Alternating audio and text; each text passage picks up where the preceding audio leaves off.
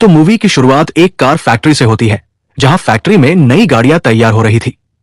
लेकिन उन गाड़ियों में एक खास लाल रंग की कार भी थी, जिस पर एक मैकेनिक काम कर रहा था। जब उसने इंजन चेक करने के लिए हुड खोला, तो अचानक हुड अपने आप बंद हो गया और उसका हाथ बुरी तरह जख्मी हो गया। उसे तुरंत अस्पताल ले जाया गया। कुछ टाइम बाद एक और मैकेनिक कार की जांच करने आया। वो गाड़ी के अंदर बैठकर सिगार पी रहा था। गलती से उसकी सिगार की राख सीट पर गिर गई, लेकिन उसने ज्यादा ध्यान नहीं दिया। फैक्ट्री का दिन खत्म हुआ और सभी घर जाने लगे। लेकिन जाते समय सुपरवाइजर की नजर उसी लाल गाड़ी पर पड़ी। उसकी हेडलाइट्स अब भी जल रही थी। जब उसने कार का दरवाजा खोला, तो अंदर से वही मैकेनिक गिर पड़ा, मरा हुआ। अब कहानी 28 साल आगे चली जाती है। डेनिस नाम का एक स्टूडेंट अपनी कार में अपने दोस्त अर्नी को लेने पहुंचा। अर्नी एक सीधा साधा पढ़ाकू लड़का था। डेनिस और अर्नी दो बिल्कुल अलग लोग थे, फिर भी बहुत अच्छे दोस्त थे। आज उनके स्कूल का पहला दिन था। स्कूल पहुंचकर उन्होंने अपनी नई किताबें लॉकर में रखी। तभी उनकी नजर एक नई लड़की ली पर पड़ी। वो इतनी खूबसूरत थी कि पूरे स्कूल के लड़के उसकी ओर खिंचे चले जा रहे थे। स्कूल के बाद जब डेनिस और अर्नी घर लौट रहे थे, तो अर्नी को रास्ते में एक पुरानी खटारा कार दिखी।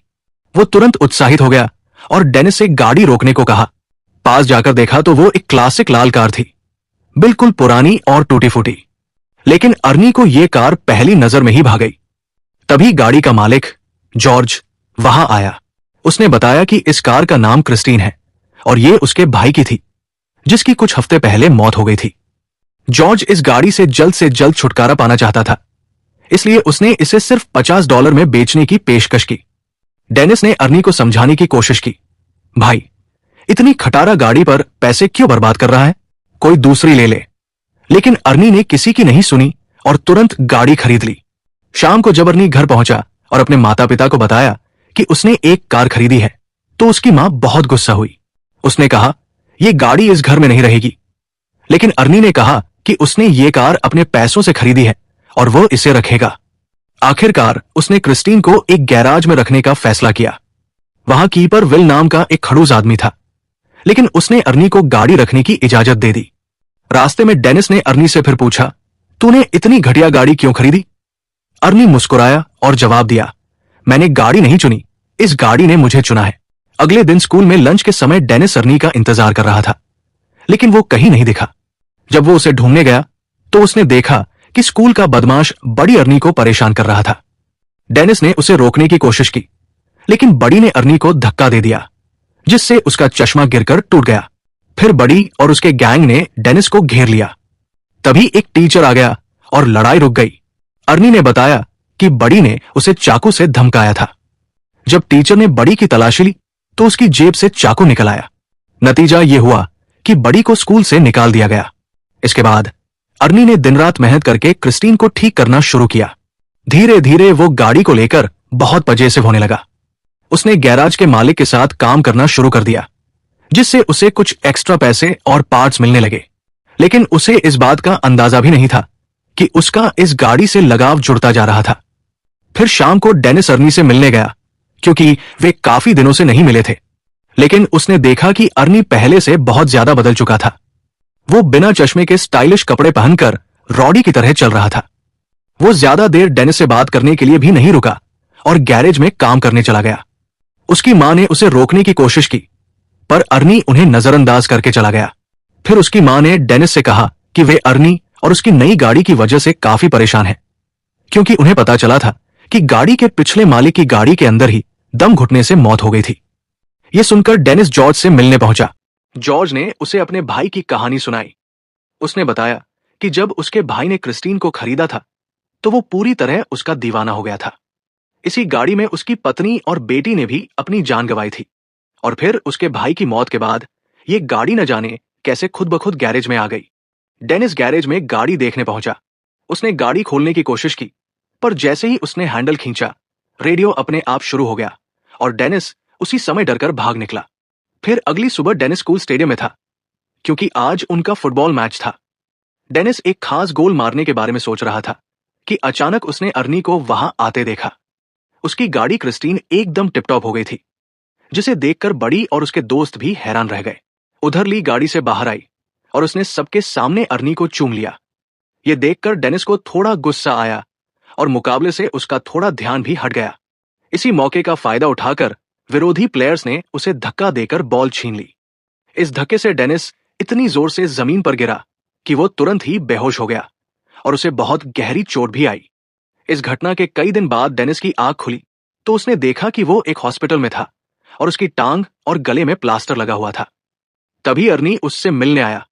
तब डेनिस को एहसास हुआ कि उसका दोस्त कुछ ज्यादा ही तेजी से बदल रहा है। कहां एक महीने पहले वो एक डरपोक सा लड़का हुआ करता था जो अपने घर वालों की हर बात मानता था। खैर, अर्नी जल्द ही उसे अलविदा कहकर निकल गया। फिर शाम को वो ली के साथ मूवी थिएटर गया और बाद में वे दोनों गाड़ी में ही एक दूसरे को चूमने लगे। पर जब मामला आगे बढ़ा तो ली अचानक उतरकर गाड़ी से बाहर आ गई। अर्नी उसके पीछे गया तो ली कहने लगी कि मुझसे ज्यादा तो तुम इस गाड़ी से प्यार करते हो। अर्नी को उसकी बातें बहुत अजीब लग रही थी, लेकिन फिर भी उसने जैसे तैसे ली को मनाकर वापस गाड़ी में बैठाया। लेकिन उसी समय अचानक विंडशील्ड खराब हो गई तो अर्नी बाहर निकलकर देखने लगा। अंदर ली कुछ खाने ही लगी थी कि अचानक गाड़ी का रेडियो अपने आप चालू हो गया।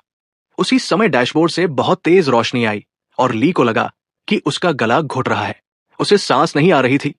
तो अर्नी तुरंत उसकी मदद के लिए दौड़ा, मगर गाड़ी अंदर से लॉक हो चुकी थी। अर्नी बेहद परेशान होकर बाहर से गाड़ी खोलने की कोशिश करता रहा, पर कोई फायदा नहीं हुआ। इधर ली दम घुटने से मरने ही वाली थी कि ऐन वक्त पर वो अंदर से दरवाजा खोलने में कामयाब रही और तभी साथ खड़े एक आदमी ने जैसे तैसे उसे खींचकर बाहर निकाला।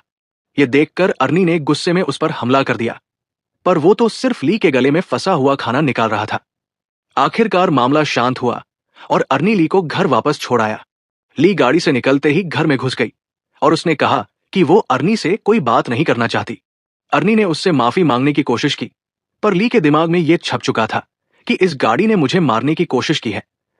और उसे लगता था कि क्रिस्टीन उससे जलती है, क्योंकि जब भी वे गाड़ी में इकट्ठे होते हैं तो कुछ न कुछ गड़बड़ हो जाती है। ये सब सुनकर अर्नी को लगा कि ली के दिमाग को धक्का लगा है, इसलिए उसने कहा कि वे कल बात करेंगे। फिर अर्नी वापस गाड़ी में बैठा, मगर गाड़ी चालू ही नहीं हो रही थी। तब उसने क्रिस्टीन से बात करते हुए कहा कि आज ली के साथ जो भी हुआ उससे कोई फर्क नहीं पड़ता, क्योंकि वो क्रिस्टीन से हमेशा उतना ही प्यार करता रहेगा। इसके बाद उसने चाबी घुमाई तो गाड़ी तुरंत ही चालू हो गई। अब वो सीधा गैरेज पहुंचा और क्रिस्टीन को वहीं छोड़कर घर वापस चला गया। पर तभी उसके पीछे से बड़ी और उसके दोस्त गैरेज में घुस गए। उन सबके पास तरह तरह के हथियार थे और देखते ही देखते उन्होंने पूरी गाड़ी तबाह कर दी। फिर अगले दिन अर्नी ने ली को जैसे तैसे मना लिया और फिर वे दोनों गैरेज में आए ताकि अर्नी गाड़ी से अपना वॉलेट निकाल सके। मगर जैसे ही वे अंदर गए तो क्रिस्टीन को तहस-नहस देखकर अर्नी को बहुत बड़ा धक्का लगा। ली ने हैरान होकर पूछा कि ये किसने किया, मगर अर्नी अचानक बिना बात के उस पर चिल्ला पड़ा और उसने ली को दूर चले जाने को कहा। बाद में अर्नी ने अपने माँ बाप को इस बारे में बताया तो उन्होंने अर्नी को शांत करते हुए कहा कि वे उसे नई गाड़ी दिलवा देंगे। पर इससे अर्नी को और ज्यादा गुस्सा आ गया, क्योंकि वो जानता था कि ली की तरह उसके माँ बाप को भी क्रिस्टीन से नफरत है।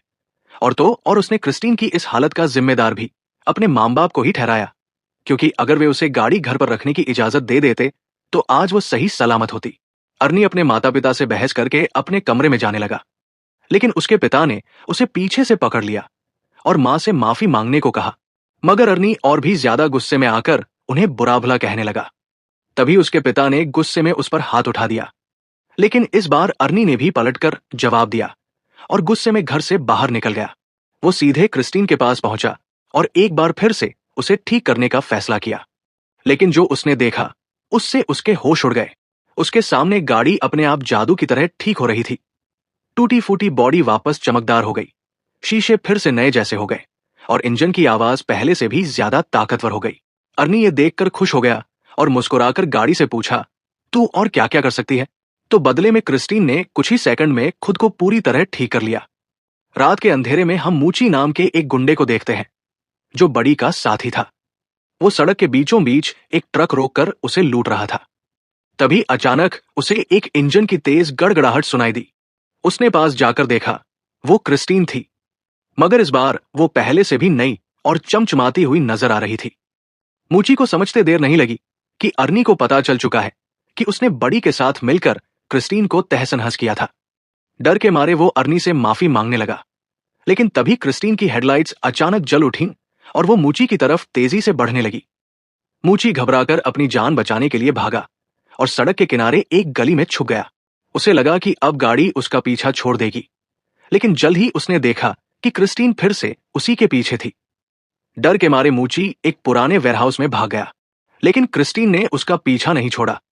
आखिरकार वो एक ऐसी जगह फंस गया जहां से भागने का कोई रास्ता नहीं था। अब मौत उसके सामने थी। मूची ने डर के मारे चाकू निकाल लिया और गाड़ी की तरफ लहराते हुए चिल्लाया, अर्नी, मैं तुझे छोड़ूंगा नहीं। क्रिस्टीन ने बिना ड्राइवर के खुद को वेयरहाउस में घुसा दिया और मूची को बेरमी से कुचल दिया। अगली सुबह अर्नी डेनिस से मिलने गया और उसे मूची की मौत की खबर दी। यह सुनकर डेनिस को झटका लगा। उसे यह भी समझ नहीं आ रहा था कि अगर क्रिस्टीन पूरी तरह तबाह हो गई थी तो वो अपने आप ठीक कैसे हो गई। डेनिस ने अर्नी से सवाल किया, लेकिन अर्नी ने कोई जवाब नहीं दिया और वहां से चुपचाप चला गया। तभी डिटेक्टिव जेंकिंस अर्नी से मिलने आया। उसने भरोसा दिलाया कि वो मूची के कातिल को जरूर ढूंढेगा। लेकिन जब उसने अर्नी से पूछा कि वो इस बारे में क्या जानता है, तो अर्नी ने बिना हिचकिचाहट कहा, मुझे कुछ नहीं पता, लेकिन यह खबर सुनकर अच्छा लगा।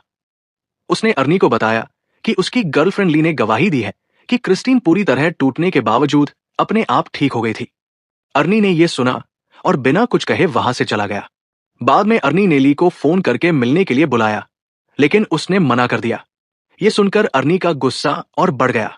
उधर बड़ी और उसका दोस्त डॉन गाड़ी में बैठकर शराब पीते हुए जा रहे थे। तभी एक दूसरी गाड़ी ने उनका पीछा करना शुरू कर दिया। बड़ी ने गाड़ी रोकी और देखने की कोशिश की कि पीछे कौन है, लेकिन हेडलाइट्स की तेज रोशनी की वजह से कुछ नहीं दिखा। जब उसने अपनी गाड़ी को रिवर्स किया तो दूसरी गाड़ी भी वैसे ही रिवर्स होने लगी।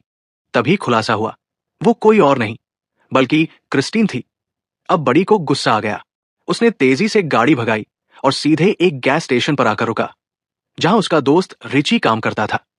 बड़ी कार से उतरा, जमीन से एक लोहे की रॉड उठाई और गुस्से में चिल्लाया, अर्नी, बाहर निकल, तुझे सबक सिखाना है। लेकिन जवाब में क्रिस्टीन और तेजी से उसकी गाड़ी से टकरा गई, जिससे उसकी कार बुरी तरह पिचक गई। बड़ी ने फिर चिल्लाकर कहा, अर्नी, बाहर निकल, डरपोक कहेगा। लेकिन कोई बाहर नहीं आया क्योंकि अर्नी गाड़ी में था ही नहीं। अब क्रिस्टीन ने पूरी रफ्तार से दौड़ लगाई और बड़ी की गाड़ी को सीधे गैस स्टेशन के वर्कशॉप में घुसा दिया। डॉन अभी गाड़ी में फंसा हुआ था और उसकी हालत खराब हो चुकी थी। लेकिन यह सिर्फ शुरुआत थी। क्रिस्टीन ने बड़ी की गाड़ी के साथ साथ उसे भी बेरमी से कुचल दिया। अचानक बड़ी की कार से पेट्रोल लीक होने लगा और कुछ ही सेकंड में उसमें भीषण आग लग गई। पल भर में पूरा गैराज धमाके से हिल उठा और रिची भी उसी आग में झुलस कर मारा गया। बड़ी जान बचाकर भागने की कोशिश करने लगा, लेकिन जलती हुई क्रिस्टीन ने उसका पीछा नहीं छोड़ा। आखिरकार बड़ी भागते भागते एक गली में घुसा, लेकिन क्रिस्टीन ने पूरी ताकत से उसे कुचल डाला और वो वहीं जलकर राख हो गया। कुछ देर बाद गैराज के मालिक विल को किसी गाड़ी के आने की आवाज सुनाई दी। उसने देखा कि धुएं में लिपटी क्रिस्टीन गैराज के अंदर आ चुकी थी। अजीब बात है तो यह है कि विल ने सोचा अर्नी तो किसी दूसरी गाड़ी पर काम कर रहा था। उसने शक में अपनी बंदूक उठाई और क्रिस्टीन के पास गया। जैसे ही उसने गाड़ी का दरवाजा खोलने की कोशिश की, वो बहुत ज्यादा गर्म था, इसलिए उसने कपड़े की मदद से दरवाजा खोला। अंदर कोई नहीं था। विल को कुछ समझ नहीं आया। फिर उसने सबसे बड़ी गलती कर दी, वो खुद गाड़ी में बैठ गया। अचानक क्रिस्टीन ने अपने दरवाजे लॉक कर दिए। विल जब तक कुछ समझ पाता, सीट अचानक आगे बढ़ी और उसे डैशबोर्ड में बेरमी से कुचल दिया। वो तड़पता रहा, लेकिन बचने का कोई रास्ता नहीं था। अगली सुबह जब अर्नी गैराज पहुंचा तो उसने देखा कि वहां पुलिस की कई गाड़ियां खड़ी थी। डिटेक्टिव जेंकिंस ने उसे बताया कि गैराज के मालिक विल की लाश क्रिस्टीन के अंदर पाई गई। क्या? अर्नी ने हैरानी से कहा, मुझे नहीं पता कि यह सब कैसे हुआ, लेकिन उसका दिल जानता था कि इसके पीछे क्रिस्टीन ही थी, क्योंकि अब वो फिर से चमचमाती हुई अपनी जगह पर खड़ी थी। उधर डेनिस हॉस्पिटल से घर लौटा, तभी ली ने उसे फोन किया। डेनिस, मुझे तुमसे मिलना है। जब वे मिले तो ली ने कहा, मुझे लगता है कि क्रिस्टीन ने अर्नी को अपने वश में कर लिया है, वो अब पागल हो चुका है। डेनिस ने जवाब दिया, अर्नी खुद से ऐसा कुछ नहीं करेगा, लेकिन अगर क्रिस्टीन ने उसे पूरी तरह अपने काबू में कर लिया है तो उसे रोकना जरूरी है। लेकिन अगर हम उसे रोक नहीं पाए तो क्या होगा? डेनिस ने कहा, फिर हमें क्रिस्टीन को खत्म करना होगा। कुछ देर बाद अर्नी क्रिस्टीन में बैठकर ली के घर पहुंचा। उसने डेनिस को ड्राइव पर चलने को कहा। डेनिस अनजान था कि ये उसकी जिंदगी की सबसे खतरनाक राइड होने वाली थी। जैसे ही वो गाड़ी में बैठा, अर्नी ने अचानक फुल स्पीड में गाड़ी भगानी शुरू कर दी। फिर उसने स्टीयरिंग छोड़ दिया। डेनिस घबरा गया। तू पागल हो गया है? क्रिस्टीन तेरे कंट्रोल में नहीं है। अर्नी अजीब हंसी हंसते हुए बोला, मेरे और क्रिस्टीन के बीच कोई नहीं आ सकता। फिर उसने गाड़ी को दूसरी लेन में घुसा दिया। सामने से आ रही कार से टक्कर होते होते बची। डेनिस को समझ आ गया, अर्नी अब पहले जैसा नहीं रहा, उसे रोकना ही होगा। अगले दिन डेनिस ने क्रिस्टीन के बोनेट पर एक नोट छोड़ दिया। शाम को डेनिस और ली एक्सकेवेटर लेकर गैराज पहुंचे।